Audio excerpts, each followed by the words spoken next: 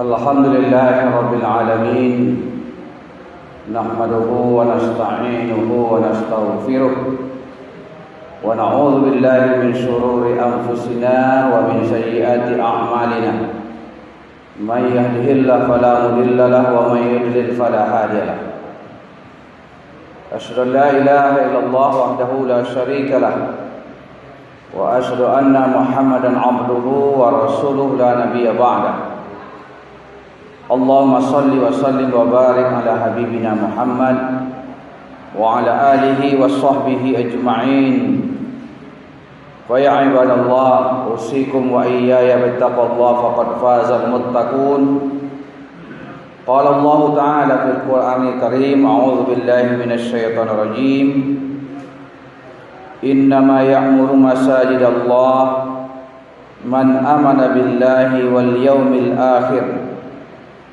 وقام الصلاة وآتى الزكاة ولم يخش إلا الله فعسى أولئك أن يكونوا من المهتدين صدق الله العظيم. Kaum muslimin sidang jamaah Jumat seiman seagama rahimakumullah. Kita bersyukur pada Allah di bulan yang mulia ini kita dapat melaksanakan salat Jumat berjamaah pertama di Masjid Asia Kampus 2 Universitas Bung Hatta Padang. Mudah-mudahan ini adalah awal yang baik sehingga mendapat pertolongan, bantuan dan petunjuk dari Allah sehingga kita menjadi orang-orang yang memakmurkan masjid seperti yang tertuang dalam surah At-Taubah ayat 18 yang kita bacakan tadi. Kaum muslimin rahimakumullah, masjid memiliki kedudukan dan fungsi yang sangat vital bagi seorang muslim dan juga bagi pembinaan umat Islam. Ketika Rasulullah SAW hijrah dari Makkah ke Madinah, maka langkah kebijakan pertama yang beliau lakukan adalah membangun masjid. Ada 2 masjid yang dibangun ketika hijrah itu. Pertama di desa Quba, itulah masjid pertama, Masjid Quba. Belum sampai beliau ke Madinah. Kemudian sampainya beliau di Madinah, beliau membangun Masjid Nabawi. Kenapa kebijakan pertama dalam rangka membangun umat di Madinah itu ditandai dengan pembangunan masjid? Karena masjid memang jantungnya pembinaan umat, jantungnya pengembangan agama. Dan masjid menjadi barometer bagi keberagamaan umat Islam itu. Kalau ingin melihat bagaimana ketaatan umat melakukan ibadah, lihatlah ramai atau tidak masjidnya. Kalau ingin melihat kegandrungan umat Islam terhadap ilmu-ilmu keislaman yang menjadi petunjuk hidup bagi dia dunia akhirat, lihat wirid-wiridnya, hadir ramai apa enggak gitu. Kemudian kalau melihat bagaimana kedermawanan umat Islam, lihat kas pembangunan masjid. Jadi betul-betul masjid itu barometer keberagaman umat Islam dalam segala aspeknya, dalam segala bidangnya. Kaum muslimin rahimakumullah, setelah membangun masjid, terutama Masjid Nabawi, Rasulullah mulai memfungsikan masjid itu sesuai dengan apa yang diinginkannya, apa yang direncanakannya. Ada beberapa fungsi masjid ketika itu. Pertama adalah sebagai tempat ibadah umat Islam, ya, seperti sholat, tempat melakukan iktikaf. Jadi Nabi kalau bulan Ramadan itu iktikaf di Masjid Nabawi itu selama 10 hari penuh. Jadi mulai hari ke-20 beliau masuk ke tempat iktikafnya dan baru akan keluar setelah Ramadan berakhir. Banyak lagi kegiatan-kegiatan ibadah lain yang terkait dengan masjid. Kemudian masjid difungsikan oleh Nabi sebagai tempat pendidikan dan pembinaan umat. Jadi setiap halaqah pertemuan baik formal maupun informal itu dilaksanakan Nabi beserta para sahabat di masjid. Disitulah Nabi menguatkan akidah mereka, merapikan ibadah mereka, merapikan barisan umat Islam sehingga menjadi kuat. Itu fungsi kedua dari masjid. Kemudian yang ketiga, kaum muslimin rahimakumullah, ternyata masjid juga sebagai tempat pengembangan seni dan budaya Islam. Ada dalam riwayat Nabi itu menonton sekumpulan orang-orang dari Habsyi, dari Afrika sedang menampilkan tarian perang di halaman Masjid Nabawi. Sementara aku, kata Aisyah, memeluk beliau dari belakang dan daguku aku letakkan di bahu beliau. Itu hadis tentang bagaimana masjid juga berfungsi sebagai tempat kesenian, tempat budaya. Dalam riwayat juga disebutkan bahwa sahabat Nabi yang ahli membuat puisi, syair-syair, Hasan bin Thabit, mendendangkan puisi-puisinya di masjid. Lalu ada sahabat yang melarang. Nabi mengatakan, biarkan saja dia.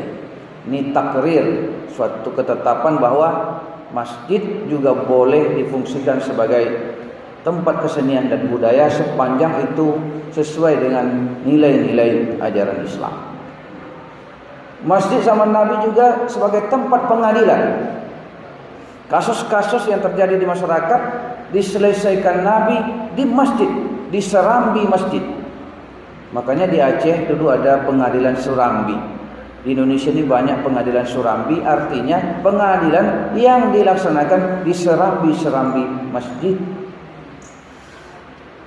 Masjid juga dijadikan tempat pertahanan dan keamanan. Di strategi perang, pengerahan pasukan jihad itu dikerjakan Nabi di masjid. Jadi sangat banyak sekali, termasuk fungsi kesehatan, fungsi ekonomi, sesuai dengan aturan yang diberikan oleh Nabi, sehingga masjid itu betul-betul makmur. Masjid itu betul-betul menjadi sentral pusat kegiatan umat Islam.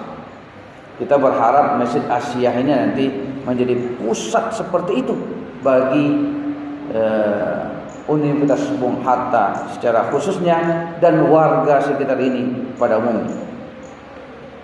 Kaum muslimin rahimakumullah, karena fungsi-fungsi masjid seperti yang terdapat dalam berbagai riwayat tadilah, maka dalam sebuah konferensi atau muktamar tentang takmirul masjid di Jeddah dulu di Arab Saudi sekitar tahun 75, itu sudah ditetapkan beberapa fungsi masjid bagi umat Islam itu, seperti yang kita sebutkan tadi: fungsi ibadah, fungsi pendidikan, fungsi sosial ekonomi, fungsi kebudayaan kesenian, fungsi kesehatan, dan fungsi-fungsi lain, sepanjang itu dikerjakan sesuai dengan nilai-nilai ajaran Islam. Kaum muslimin rahimakumullah, karena itu kita sebagai umat Islam, sebagai orang yang diwariskan Nabi untuk membina umat, yang diwariskan Nabi untuk meneruskan ajaran ini, yang diwariskan Nabi untuk memakmurkan masjid, tentu mestinya mengikuti apa yang telah dicontohkan oleh Rasulullah SAW tadi. Dan itu adalah wujud dari keimanan kita. Seperti ayat yang kita bacakan tadi, innama ya'muru masajidallah, sesungguhnya orang-orang yang memakmurkan masjid Allah itu hanyalah orang-orang yang beriman kepada Allah, beriman kepada hari kemudian, mendirikan sholat, menunaikan zakat, dan tidak takut kecuali kepada Allah subhanahu ta'ala semata. Subhanallah. Jadi hanya takut kepada Allah saja. Fa'asa ulaika ayyakunu minal muhtadin. Mudah-mudahan mereka itu termasuk golongan orang-orang yang mendapat petunjuk dari Allah Subhanahu wa taala.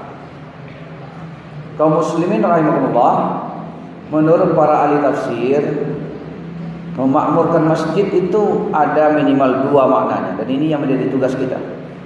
Pertama adalah membangun fisik masjid.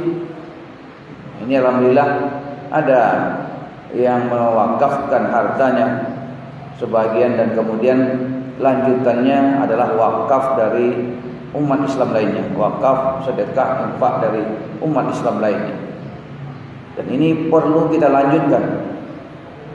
Kata Rasulullah, barang siapa yang membangun rumahku di dunia, masjid, maka aku akan bangun baginya rumah di surga.